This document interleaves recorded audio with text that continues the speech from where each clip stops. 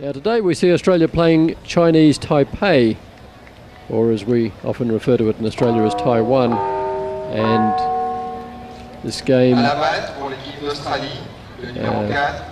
be played in pretty much brilliant sunshine, 25 degrees in Columbus at game time, 78% the humidity, so quite sticky, and just a little westerly blowing at 5 kilometres an hour. Kathy Strawn of the USA is the plate umpire, and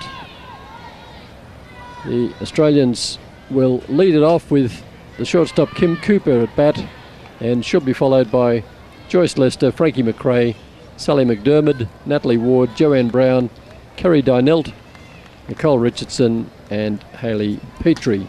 And later in the first inning, Jenny Holliday will be on the mound. And the pitcher for Chinese Taipei is Zin Lin Han, as we see the first pitch to Kim Cooper, low for a ball.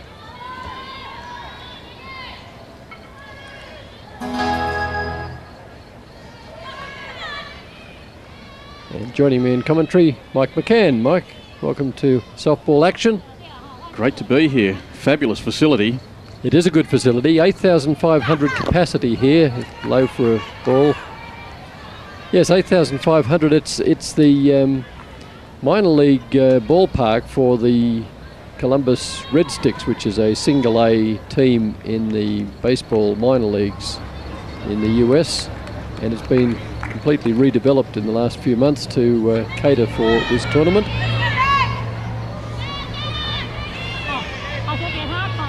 It's just one of those nice, quaint little minor league ballparks.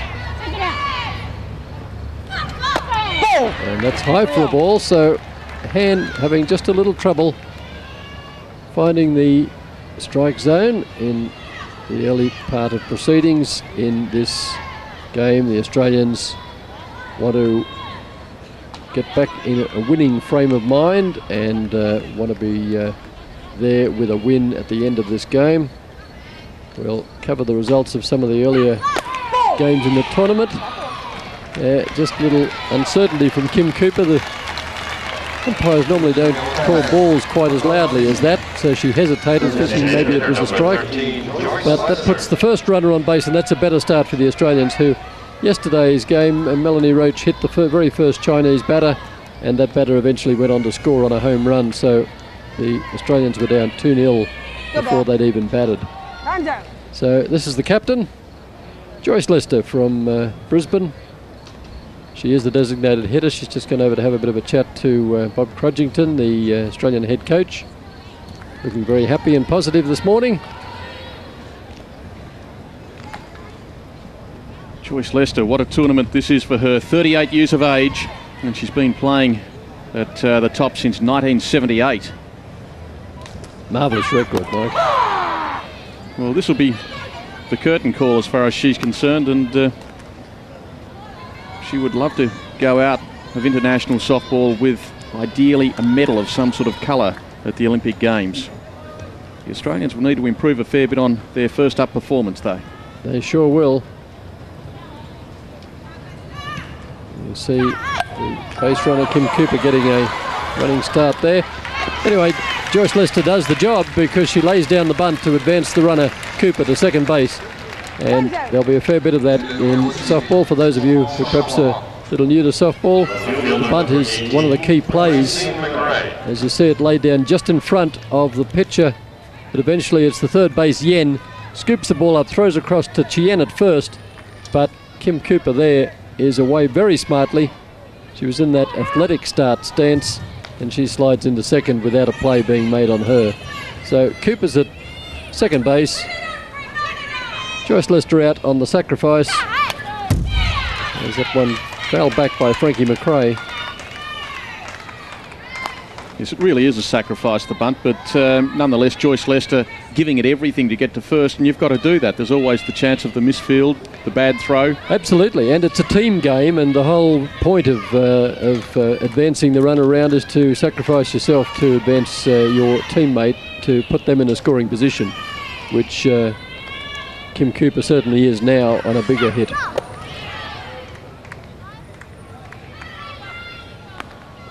So that was high for a ball. 1-1. So 1-1 the count. 1 ball, 1 strike on the Australian right fielder Frankie McRae.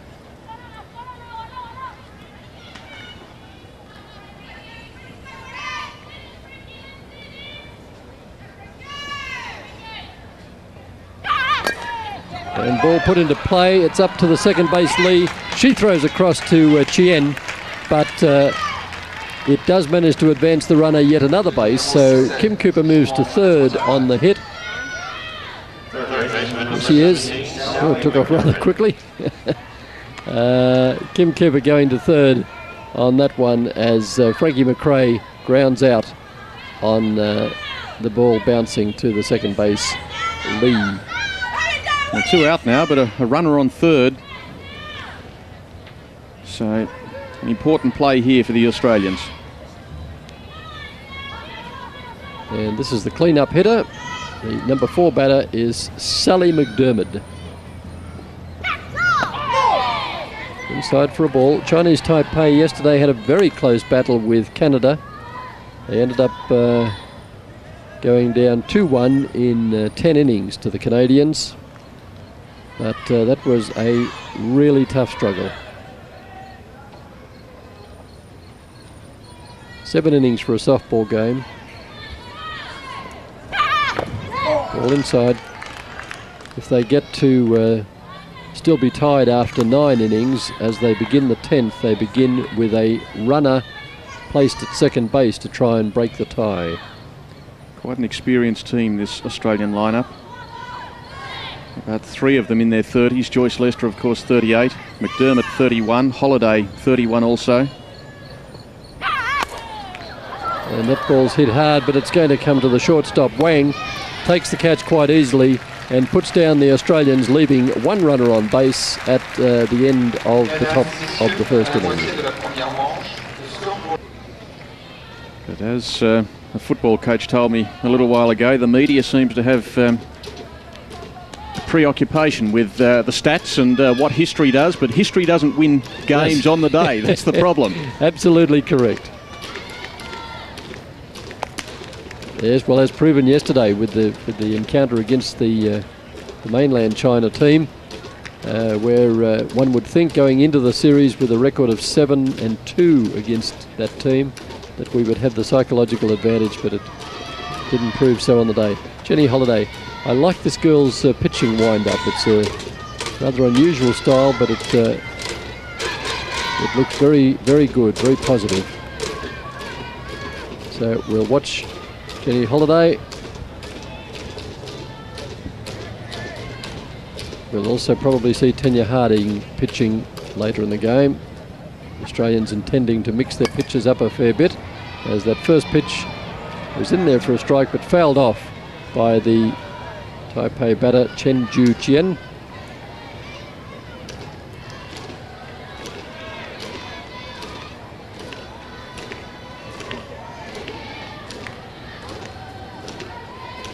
The graphic was showing you centre fielder, but this is the left fielder, Chien. And that one hit very deep, and coming around, Hayley Petrie takes the catch in centre field to retire the lead-off batter for Taipei, and that's Chien. As you see the pitch again from Jenny Holiday to the left-hander Chien, driving it to deep left centre and coming around, judging it well, just a few metres inside the fence. But that shows the power of these hitters, that they can put the ball rather deep. Well looked after there. Good catch in the outfield too, with another outfielder coming around almost directly towards her, just there to help out in case the catch went down. So the number 2 batter, Ming Chi Lai.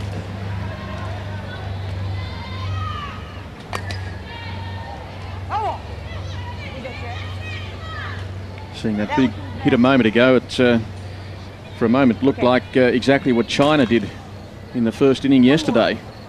Of course, that big one right over the top that got 2 home, and that really was the start that Australia wasn't looking for. Down 2-zip before they had a chance at bat.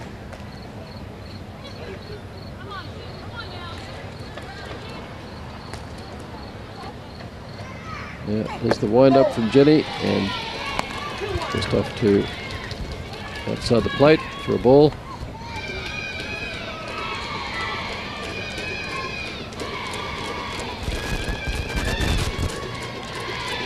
Kerry Darnell starting the catching today. The object, Bob Crudgington told me the object would be to vary the pitches he uses in each game, and also vary the catches too, because of the extreme humidity in Georgia.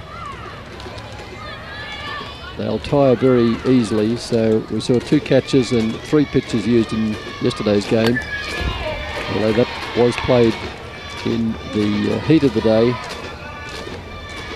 late afternoon. This one early in the morning. It's still in the mid-20s at this stage, but it will warm up as each day has done. They're forecasting about 34 degrees today, and it will reach that sometime shortly afternoon.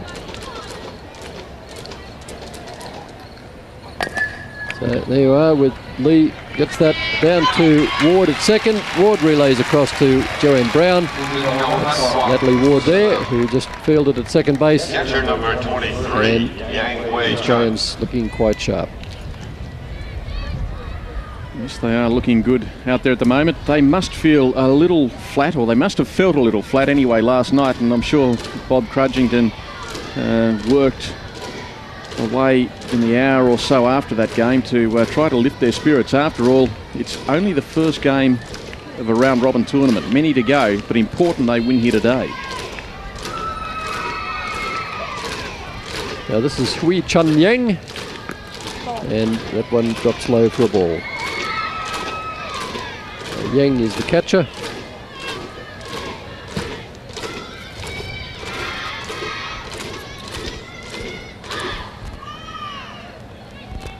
Two outs, and Taipei yet to get a runner on. Not much of this batter, very short girl, only 160 centimetres. There you are, there's the speed that Jenny Holliday is throwing, and that's pretty impressive. That's well, that's as quick as the Chinese pitcher was throwing last night. 109 kilometres an hour is pretty fast for women's softball. It's in the upper range. You'll see the Americans play later in the week. They're around 108 to 110.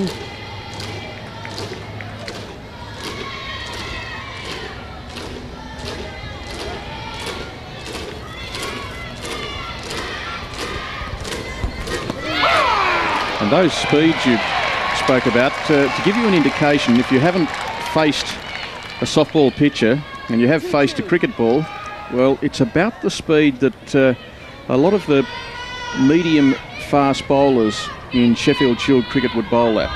Tony Dottermaid, Greg Blewett, that type of speed. Full count. If you ever go to the cricket at the MCG and you have a look at the scoreboard, they're often on one of the smaller boards, they'll post the speed, and it's round about that 100 to 110 kilometres an hour. So they are pretty quick out here. And Mike, this is coming from only about 12 or 13 metres away. Yep. So there's a walk, and the first walk given up by Holliday. So Taipei has a runner aboard, and that's Hui Chun Yang. And that brings up the batter known in softball and baseball as the clean-up hitter.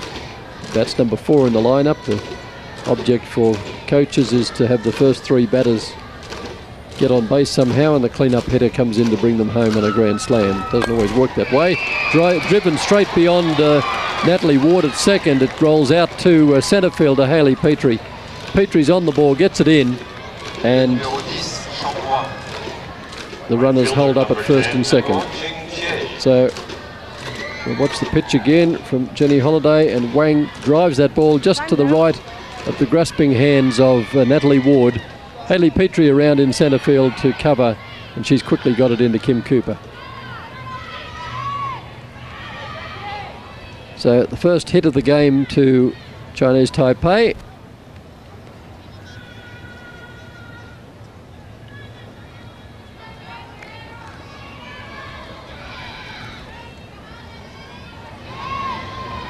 And this is Ching Chiai O. And that one's fouled away. Would have been called a ball, I think, too. It would have been. On the inside. Yes, yes. So the runners at first and second, but there are 2 outs, so we only need to get the one, and it's made easy by the fact that the runners are forced to move. Well, there was a quick one, 111 kilometres an hour.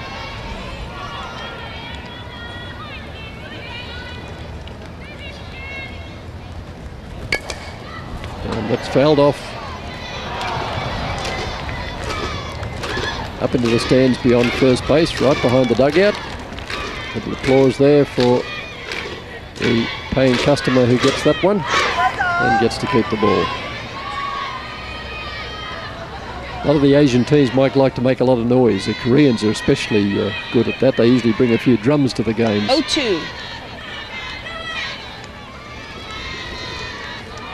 So 2 strikes on the batter, Ooh. And I don't know whether she really wanted to connect with that, but she came around. That was also in ball territory, not strike territory. Next time I will need.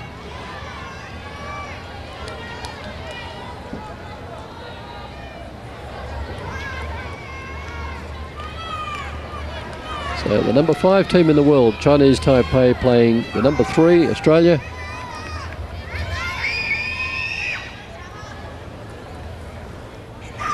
And that's driven straight up the middle, but very quickly to Petrie. There's no play at second base, there's no play anywhere. Petrie was playing in very short at centre field, and while the ball got by the pitcher, Petrie was able to pounce on it pretty quickly and stop the run from scoring, but it does go through as a hit. You'll see it again. Jenny Holiday, no time to get to that. Neither did the pivot players, and Petrie only just beyond the second base. You'll see again from this angle. Well, maybe not. You'll see the runners moving. They all advance only to one base, but it took too long for Kim Cooper to get over to cover.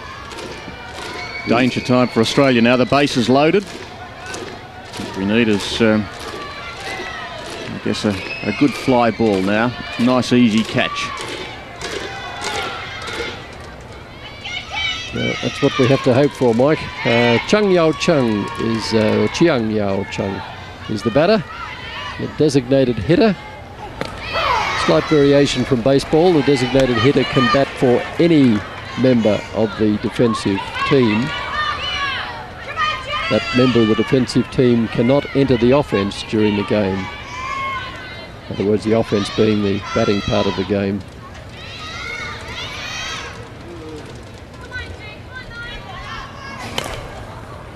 This up to first base. Easy play for Jo Brown, and she makes the out herself. So that retires Taipei without damage done, but they did leave 3 on base, and at the end of 1, it's no score, but Taipei with 2 hits in that inning and looking threatening already.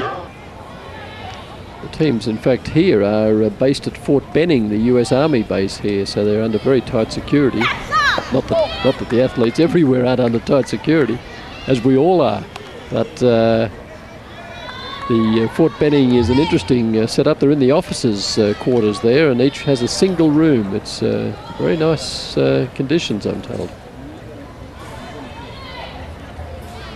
So here we are at the top of the second. Australia at bat.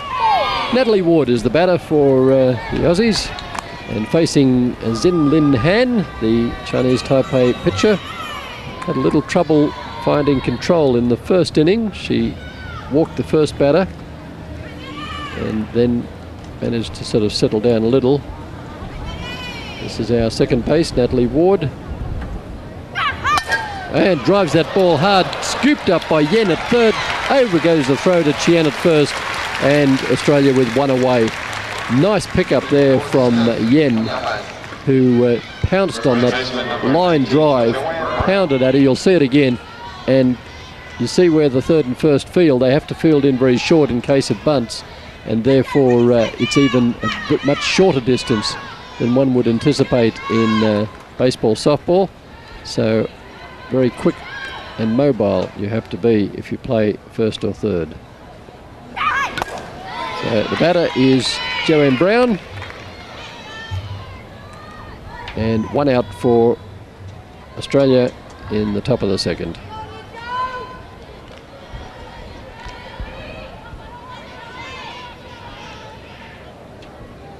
Looking for the sign. And now the pitch from Hen. It's high for a ball.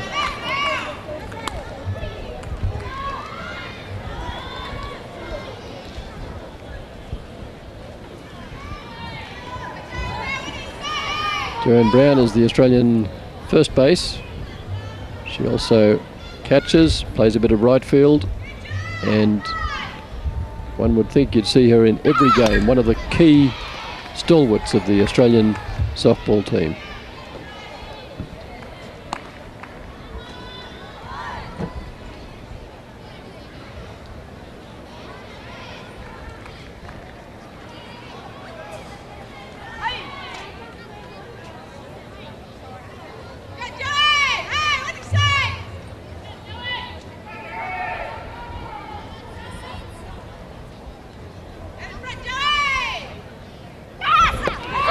That's low. Oh, she has called her out on strikes. I thought that was a touch low, but you can't stand and watch one of those. You've got to protect the plate.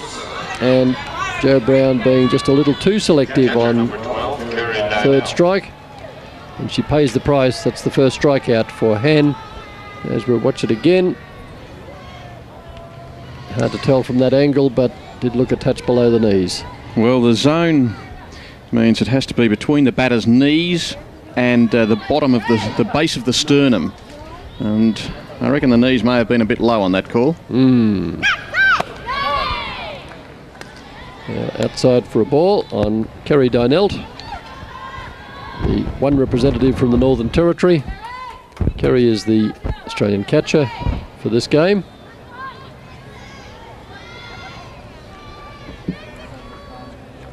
Eight teams in this tournament, round robin series.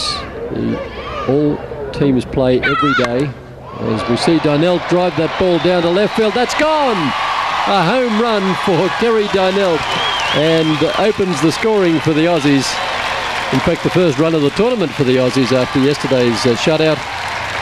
And Kerry Dynelt, a clap of the hand, a high five to the coach Bob Crudgington as she came past third. And high fives all round. A couple of tens there as well. Excellent effort. And at last some joy for the Australian contingent here as we watch it again.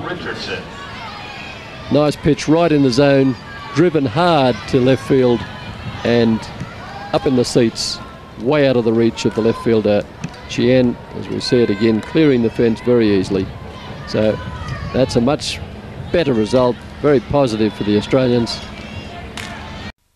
Japan, China, Canada and the USA were the winners on day one, so they lead the tournament with one win apiece. Australians now trying to match them and get a win on the board. 1-0 to Australia. And the batter is Zhou Zuyen, and this is the Chinese Taipei third base. And the number 7 batter in their lineup. It's the bottom of the second innings.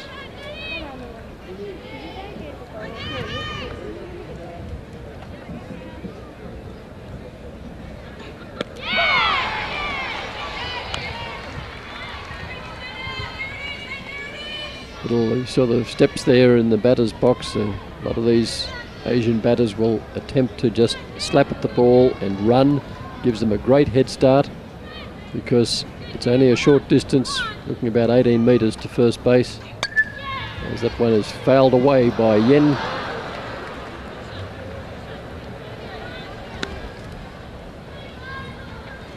The diamond is generally about 2/3 the size of a baseball diamond. Ball, of course, much larger. Being a larger object, one would think it would be easier to hit, but when it's coming at that pace from that short distance, it's not quite as easy as it might look.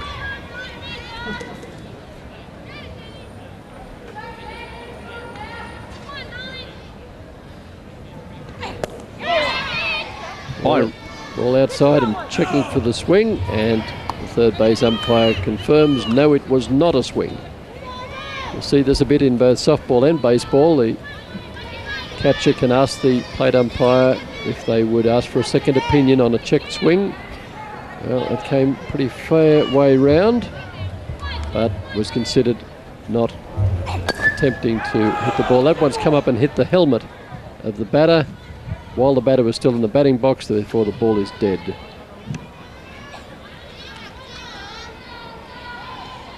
And that's exactly why they wear those helmets, because it could have hit her in the forehead. See it? Ooh, nearly takes the helmet off.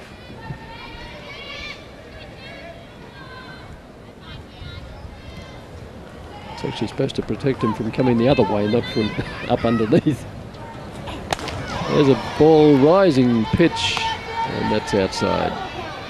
So the count is now full, 3 balls and 2 strikes, meaning that something is intended to happen this time round. Either Jenny Holiday will strike Yen out, or Yen will get a walk to first,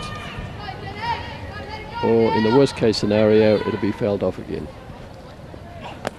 And that's a ball. So there's the walk, and the second walk given up by Jenny Holiday. So that's not good. The lead-off batter should be dispensed with by the defensive team. That's the general idea. You don't want to put the lead-off batter on base. Just looking at those 2 bases there for those uninitiated into softball. The orange one is called a safety base, and it's used only when the runner is running to first, so that they have a target to run for and they don't clash with the first base fielder. And that one fouled away by the batter Chien. Bob Crudgington with 3 pitches to rotate. This is the bottom of the second, and Holiday just having a few little problems there, walking 2 runners so far. And I wonder when he'll decide to make a change.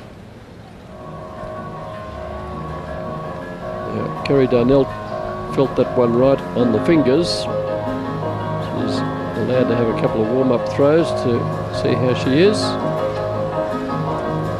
As the ball was fouled off by Chien, it obviously came back, hit her on the fingers or the knuckle.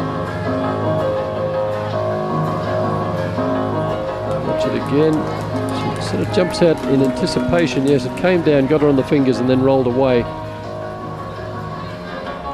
I did think it was strange at the time that the ball took such a sharp angle off the bat, so that's why it went at that angle. It came off Kerry's hand. Now she's just going away for a bit of attention. Probably wouldn't mind a drink either in this sort of humidity. It's, by Georgia standards, pretty pleasant out here for softball. 25 degrees, but humidity up around the 80%. And it always gets pretty sticky here. Just that light breeze, but I think the softballers can be thankful they've got an early morning start rather than a late afternoon. In fact, I noticed the trend with the temperatures is that it even seems to get hotter around about 6 o'clock than it does early afternoon. So doesn't it? Yes. That's the way it goes. It's not as if you reach a top temperature around about midday or 2 and then it starts to drop. In fact, it seems to keep growing until early evening, then the drop.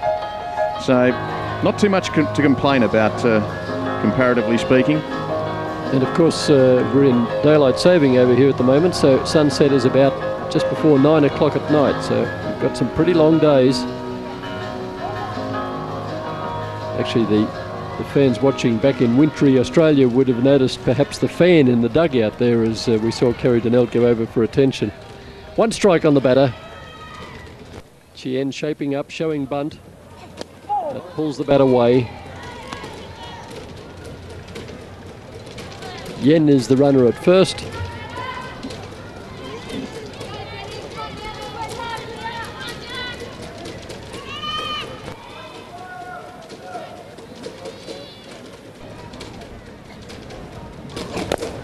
And that That one's a little chopper up to Jenny Holiday. Holiday across to Jo Brown, and we've got one away.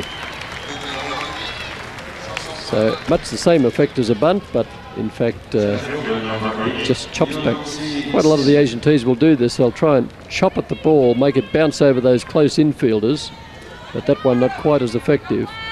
And Jenny just having to wait for it to come down to her, and an easy throw across to Jo Brown. So that's one out for Chinese Taipei in the bottom of the second.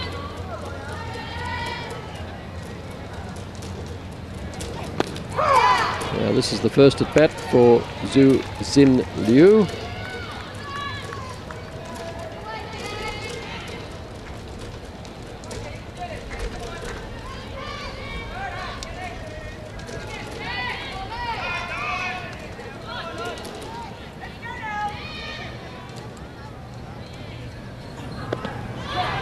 And that's got away, and that will advance Yen to third base. Yen, of course, moved across to second on the ground out by Chien, and now she moves to third on the loose pitch, or wild pitch.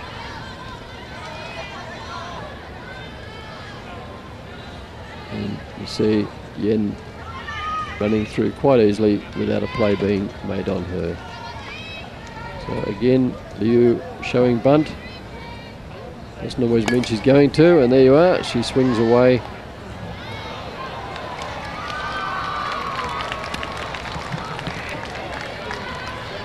For those that are new to softball, it is a game of strategy. If you saw any of the China-Australia game yesterday, you'd have seen the antics of the catcher, who was tapping a glove in different parts behind the batter, making them think the ball was coming in a different direction. And this time, Jenny Holiday has hit the batter Liu,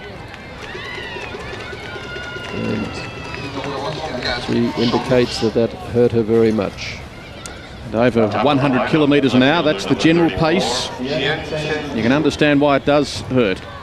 It's called softball, but the ball isn't exactly soft. No. And certainly not at that speed. It certainly makes an impact on the body. At the same time, though, the batter advancing. So she's on first, and Chinese Taipei also with one on third. And the applause for Liu, who's made a great recovery, and she now has the capacity to run. So she's at first, and Yen's at third, and that brings the Taipei team back around to the top of their batting lineup, and also brings in a pitching change for the Australians as Tanya Harding comes into the game, and Jenny Holiday goes back to sit in front of the fan and cool down a little. Tanya Harding, as distinct from Tonya Harding, who's made such an impression on all sorts of walks of life over here in the States. Not Tonya, this is Tanya. Having said that, though, Tanya Harding actually has spent quite a bit of time here in America too, hasn't she? Yes, she has played with UCLA in the college softball series in the States, Mike, and the opposition there tried to make much of her name similarity and tried to put her off her game, but Tanya Harding is made of sterner stuff, and she wasn't to be taken lightly. So Tanya is a tough competitor, and she will do justice to her pitching effort here. She won rave reviews too over here. She's something of a star, and Australia looking to her to star during this tournament. Australia leading 1-0, but Chinese Taipei at the bottom of the second with a runner on third, another on first. And for the fans statistically minded, Jenny Holiday's effort on the mound was 1 1/3 innings pitched, no strikeouts, 2 hits and 2 walks. So the batter is Chen Ju-chien.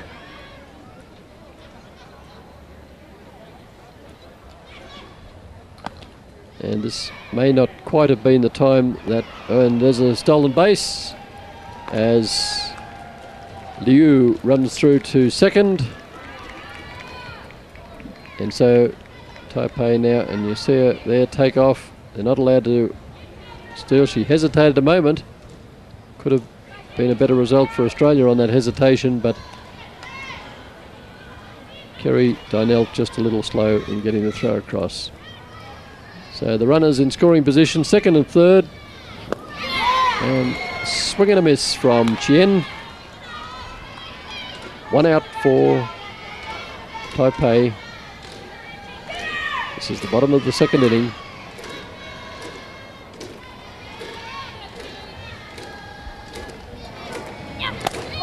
And rises outside for a ball. This batter Chien, the first in the batting lineup, so she's coming around for a second at bat. She flied out to centre field. Got her first time up. There it is, 2 balls and 2 strikes to count on Chien.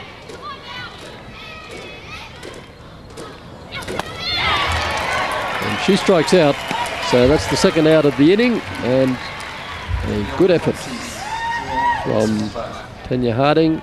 Second baseman, number 36. Registers the first strikeout of the game for Australia. And either way, it would probably have been a strike. It looked like it just cut that outside corner, and it was swung out anyway, so it all becomes academic. Now 2 down. Runners on second and third.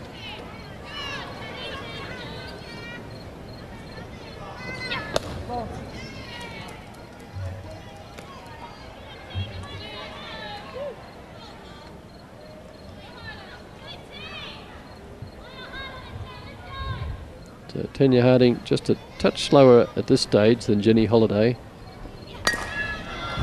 And that's hit to Ward. Natalie Ward makes an easy out across to Joe Brown to retire the Taipei side, leaving 2 runners on. So Taipei have now left 5 runners stranded in the first 2 innings and have not managed to come up with a run. So while Australia being threatened on both occasions, they've managed to get out of it without too much damage being done. We're just not letting the Taipei team take advantage of the base runners they're getting. That's low for a ball from Han on the opening batter of the 3rd inning. And this is back to the top of the Australian lineup. This is Kim Cooper. Now the numbers there indicate no hits for no at-bats, and you'll say, well, I'm sure she did have one, and she did, but that's the way the statistics go in softball. If you get a walk or a sacrifice, it does not count as an at-bat as far as the batting averages and statistics are concerned.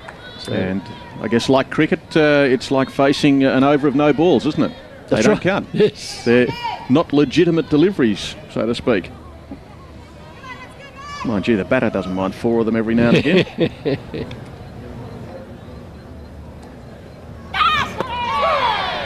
And that's in there for a strike. That doesn't faze Kim Cooper. In many instances, the coach Bob Crudgington would have told her to keep accepting pitches until they get a strike on her. The idea being that wears out the pitcher a little more. No use chasing the first pitch you see.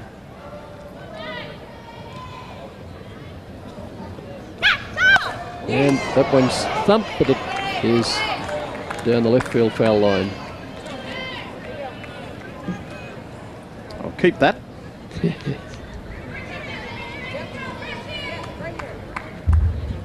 It's amazing in Atlanta the number of supposedly genuine World Series baseballs that can be bought. They go through quite a few of them. I'm not sure that all of those signed balls you see in the souvenir shops are the genuine things, but they certainly go through a few of them. And that's hit nicely down the left field line. Will it be fair? No, it's not. Gee, It's a game of angles, isn't it? It was only sure just out. Is. That didn't miss by much at all.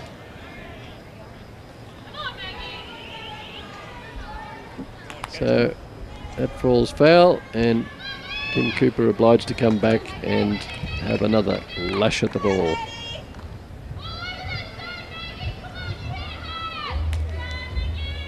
So the count is 1 ball and 2 strikes.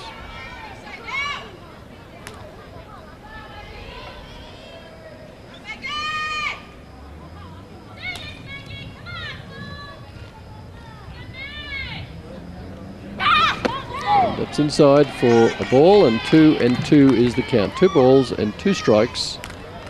And this is the lead-off batter for Australia in the top of the 3rd inning.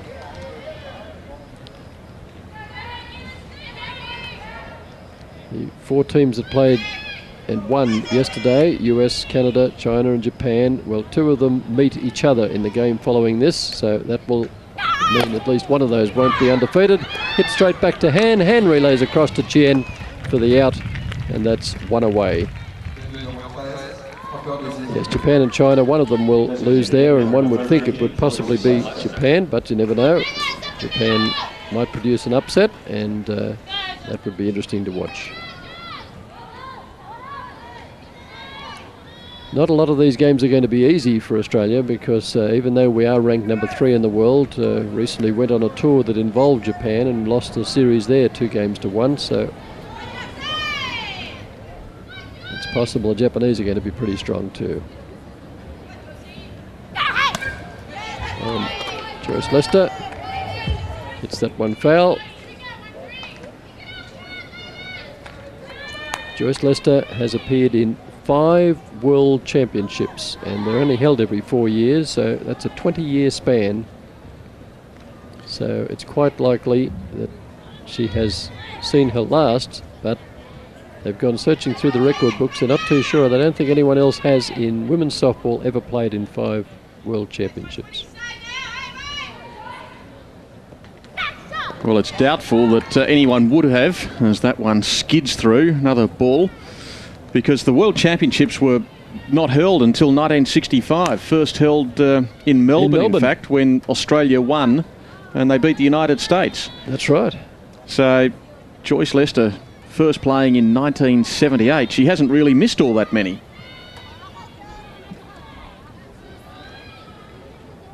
And as I indicated, that record for 5 appearances is unique in the world of softball, not just for Australia. Is that one hit by Joyce down to the fence in left field? She'll stand up for a double. There she is, standing at second. And she'll feel pretty happy about that. Leading the way, as a captain should. And there you are, some of the Australians enjoying this. There's the pitch, and nicely positioned, taking Chien a while to get to that ball, which sits right down by the fence. And Joyce Lester, no problem at all getting into second base on that hit. So 1-0 the score for Australia over Chinese Taipei, and the pitching change occurs with Chen Ting Chiu coming in as the new pitcher, and Frankie McRae will face her.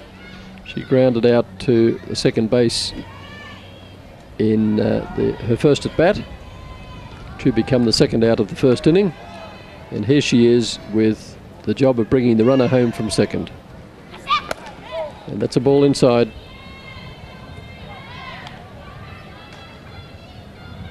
Mike, China in fact aggravated the Americans because they gave an interview to a reporter of a paper right here in Columbus a few months ago, when they said that they were quite confident they would come and beat the Americans here. And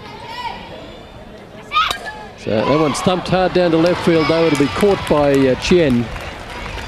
Straight to her, didn't have to move much for that. So that's the second out of the Australian 3rd inning, with Frankie McRae flying out straight over the centre of the plate, flying out to Chien at left field. And no opportunity for Joyce Lester. You watch her here, she started to make a move, must tag up until the ball is caught, and then of course no chance to make it to third. Hit to the wrong side of the field for that. If you're going to advance the runner from second to third, it's got to go to the right field side. So Sally McDermott, the batter.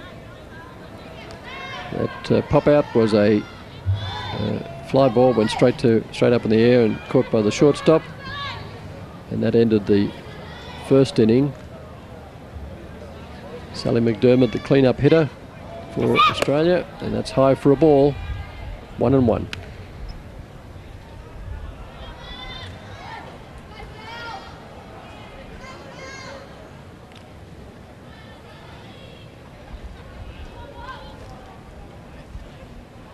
This temperature be getting up a bit more now. It was 25 degrees at game time, but the humidity was already very high, just up under 80%.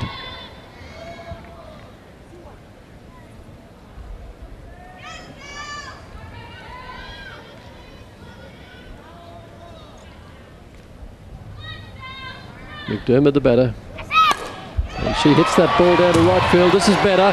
That's gone. There's a home run, a 2-run homer, and Sally McDermott, no, she wasn't short. She paused at second base, but no, it cleared the fence, no problem at all. And good applause from the crowd, building up nicely here. It wasn't that big at the start of the first game, but the fans here can buy tickets for 2 games per session, so there's another one to follow. So they've been gradually filling up. And there's Sally McDermott hitting that ball deep down to right field, and Ooh watches it over the fence, going the opposite way.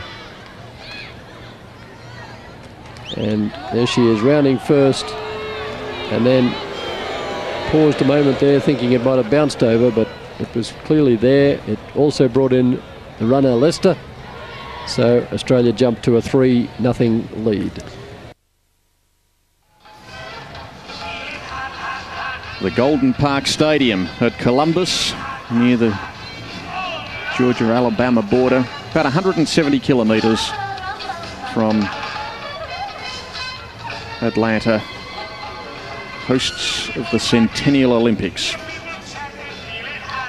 And the first time that softball has been a part of the Olympic Games. Joyce Lester, I'm sure, very pleased about that at the ripe old age of 38.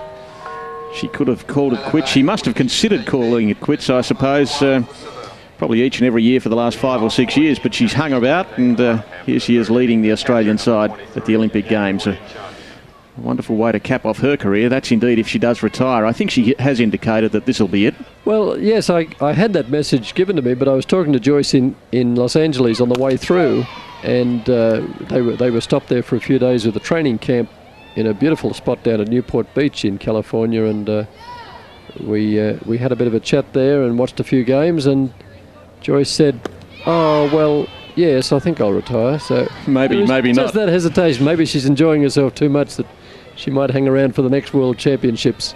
And why shouldn't she? 1998.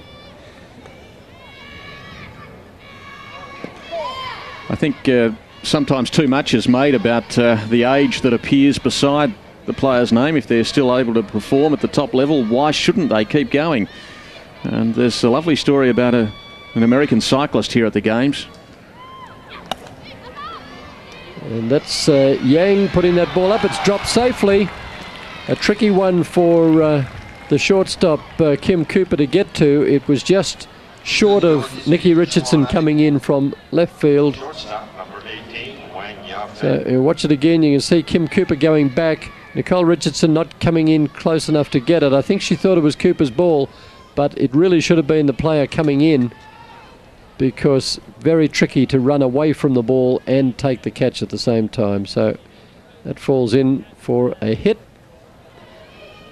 to Hui Chun Yang.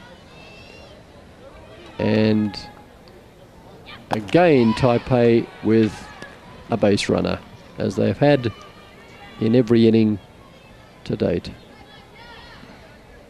At least one.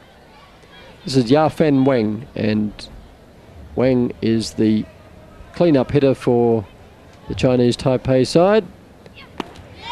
2 strikes on her, but she did get a safe hit to centre field. She was the first of the Taipei side to get a safe hit in the first inning. But then again, she wasn't facing Tanya Harding, who, with that look, looks like she's determined that Wang is going to be sitting back on the bench in no time at all. Oh no, she connects with that and gets it by Kim Cooper at shortstop. Nicole Richardson coming in, picks up the ball, but the runner advances to second. That was Yang, and Wang gets the safe hit. So a couple of good base hits there. I will tell you about that American cyclist in a moment when we have an opportunity.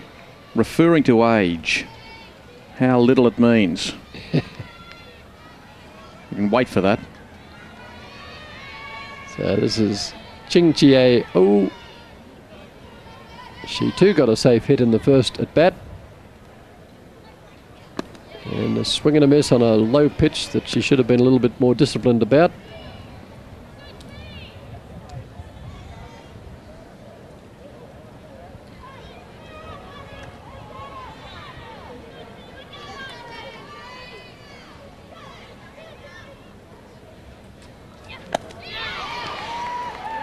Yes, this fella's name is Kent Bostic, and he is 43 years of age, and he is a track cyclist. And when you think that Bradley McGee is, 19 years of age, and Darren Hill's about 21, I mean, track cyclists generally around about the 20-year-old mark. That's a strikeout for Wu. So one away for Taipei in the bottom of the third. Good effort there by Tanya Harding.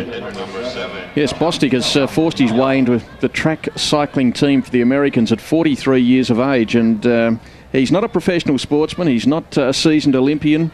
In fact, he's a groundwater hydrologist from Albuquerque.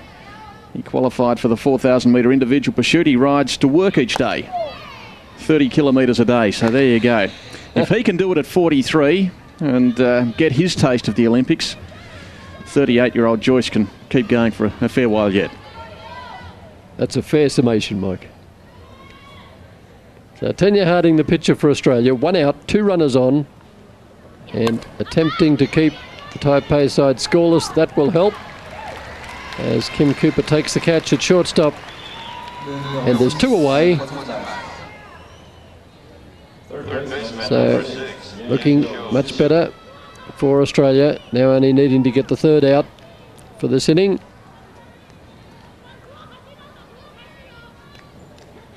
Taipei giving the Australians quite a battle.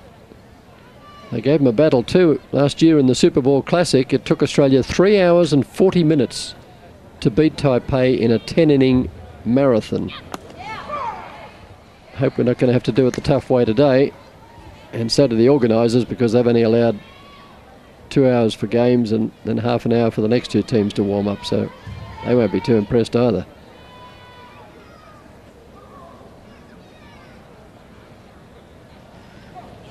And becoming more and more effective as the runner Wang scrambles back to first base.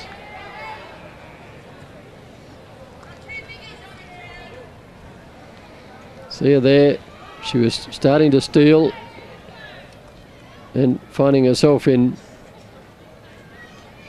I was going to say no man's land. There's no woman's land, is it? No players' land, I think. No Olympians' land. All right. And there's a rising pitch that's high for a ball. So the runners, Yang at second, Wang at first. I think a rush of blood to the head there for Wang, who thought Yang had already gone on to third.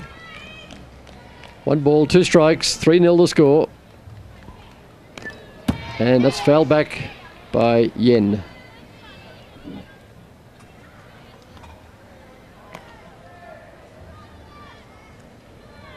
So 103 kilometres now. There you are. There's the speed of the pitch from Harding.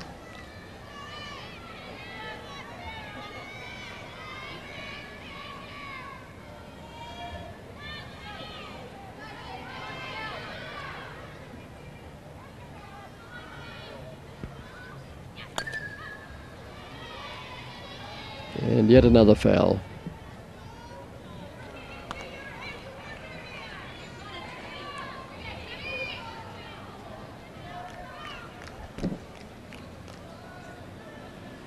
Kenya Harding blowing on her fingers, just cooling down. And this one lofted high, it's playable, coming in. Whoa! Has she held it? Yes, she's held it all right, but she's almost done herself some damage. Well, there again, we go. Misunderstanding by the Australians in the outfield there. Again, there were probably two others who could have taken that. Yes, oh dear, Hayley Petrie making a mess of that, scrambling around. She shouldn't have been. She should have, well, one of them should have called the others off. But Natalie Ward going back for the ball, and unlike the previous instance where we saw at shortstop Kim Cooper running away from the ball to try and make the catch, this time it was Natalie Ward's call because she was backing up to make the play, and Hayley Petrie really should have stayed out of that. The United States, a pretty powerful performance against Puerto Rico. 10-0. Canada 2 defeated Taiwan 1. China 6, Australia nothing. I'm sure you knew about that one. And Japan 3, Netherlands nothing. So Puerto Rico finding the going tough against the United States, and you look through the form guide at this tournament, and certainly China, Australia and the United States, in whichever order you like to choose, are the three sides that are expected to perform well. Here's this other one, this last catch that was taken, and so easily could that have been a bad situation for the Aussies. Well, particularly, Mike, since we've only got 15 players allowed in the squad, and there can be no replacements once the tournament gets underway. So there's not a lot of reserves, considering that 5 of the 15 are pitchers, although in softball, of course, everybody does a bit of everything. Speaking of injuries, Peter Eddebone, you may not have seen playing yet. She hasn't appeared in either of these two games. We probably won't see her tomorrow either, but it's hoped that she'll appear perhaps on Wednesday when the Australians play the Netherlands. Peter had a pin inserted in her foot after an injury during training in Cairns, and she's lucky to be in the side. She didn't play much in the trial series either in California, so but at least Peter Eddebone is here, and they believe she'll be right to play a bit later in the week. And I also made mention yesterday about the umpire Alan McAuliffe, who had a ligament or tendon strain, tendon it was, in his left knee, and had told me in California he was no hope of umpiring, but apparently he's made a recovery, and he did eventually get on the field yesterday. So good news for Alan and for his umpiring friends back in Australia. There'll be a few casualties over the 11,000 or so athletes here throughout the games, some of them before the opening ceremony. I was out at the village about 2 days before the opening ceremony. I saw one athlete hobbling around on crutches, a leg in plaster. Not an Australian, I hasten to add, but wouldn't that be devastating? A big moment, the Olympic Games, and a broken leg in practice. Considering how long everybody takes, the years they work at this to get here.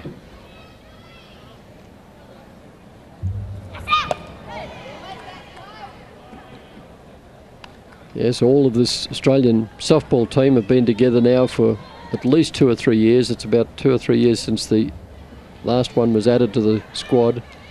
They've really worked as a team, come together nicely. In fact, the head coach, Bob Crudgington, is probably one of the newest. He took over the team just after the last World Championships. That's gone a long way. Joe Brown's got a home run, and a fan's got a ball up in the stand, and there's another deep one.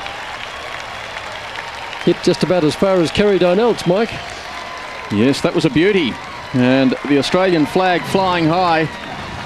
The Australian fans not bringing their drums and bugles to the softball, as some of the other fans might, but cheering loudly. And this team is going pretty well at the moment. 4-0 to the Australians. What a hit this is. Well, the batting honours being shared around as Joanne Brown gets onto that one right in the middle of the zone, and that one right into the first deck of the first row, and claimed by somebody in the second row on the second bounce there. So, and high fives again from the Aussie teammates for Joanne Brown. So that's home runs in this game to Kerry Donelt and Joe Brown and Sally McDermott. And Joyce Lester also scoring a run when she was driven in by McDermott. So top effort. Australia now 4-0 over Chinese Taipei. And there's her numbers in this tournament. She's only pitched 2 innings, gave up 3 hits and a walk, and struck 1 out. And that would have been in yesterday's 2-1 loss to Canada. Just 19 years of age. So a big moment for Chu. In fact, quite a young side, this Chinese Taipei outfit. Several teenagers, most of them in their early 20s. So regardless of their performance here, you'd think that they will be around towards the top for quite a few years. Kerry Donelt, that big home run in the second. Oh, and she's been hit right on the elbow, and she's not happy, throws the bat down in annoyance. But at least, women being women, they don't go out and charge the mound like the baseballers do.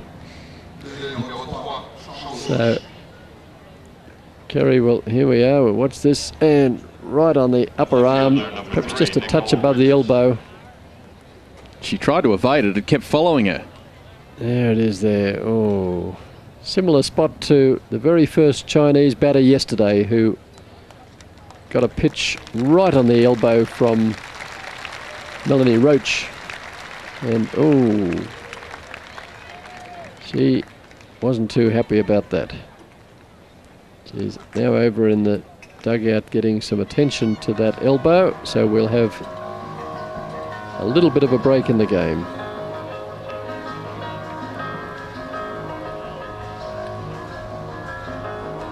It's the ice and I guess magic spray that is sometimes effective. It's got to make it cold.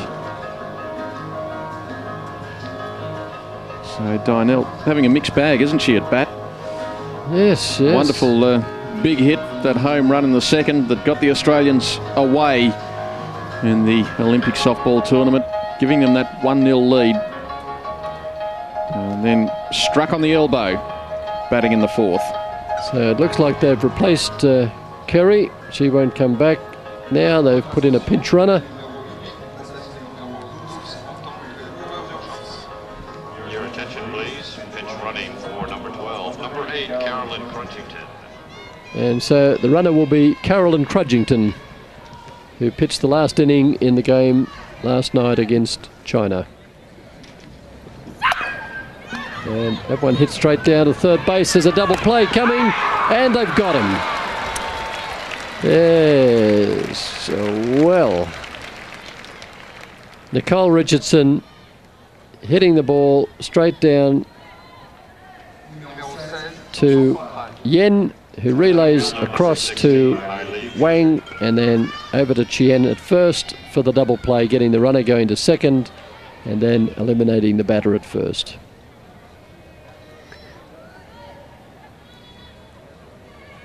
So suddenly, from a position of no outs and a runner at first, we end up with nobody on base and 2 outs.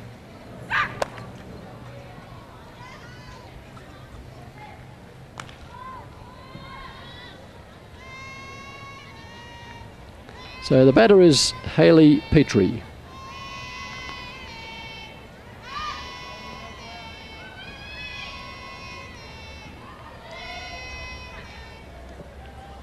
So now seeing Carolyn Crutchington coming in for Kerry Donelt. There'll probably be a change in the defensive lineup for the Aussies. It's Donelt, the catcher. Perhaps Joyce Lester will take over that role. We'll have to wait and see. Well, she's the designated hitter, so she can't do that. So we may see Joe Brown come down and catch. And then a replacement for Joe at first. Or Carolyn might take on that role. So 2 balls and a strike and 2 outs for Australia in the top of the 4th inning, and 4-0 to score. Much slower game than the game yesterday against China, and that's high for a ball.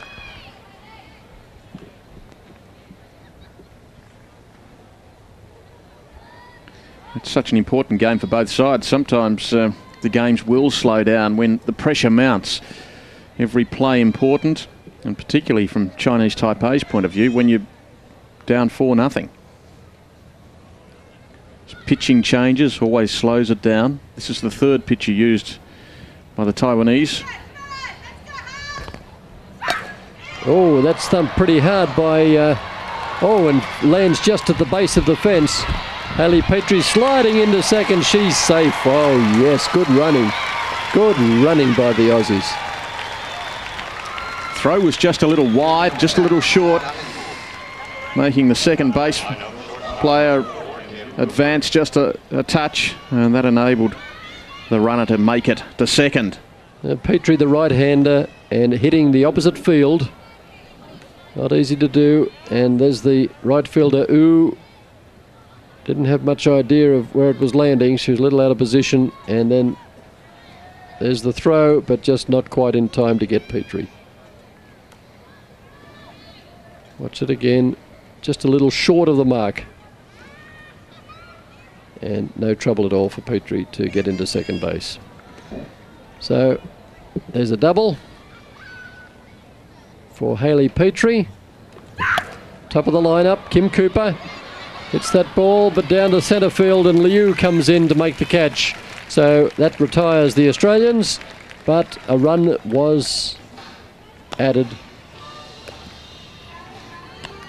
4-0 to score. Australia over Chinese Taipei, and 6 hits to 4 at this stage, and not an error made by either side. And welcome back to our coverage of Day 3 of the Centennial Olympic Games, coming to you live from Atlanta. When we left the softball, the scoreline there, Australia 4, Chinese Taipei 0, and that's the way it finished up. So 3 home runs by the Australians, a total there of 4, and that is a good turnaround after that disappointing start yesterday when they lost to China 6-0. So the Australians are back on track in their Olympic campaign as far as softball is concerned.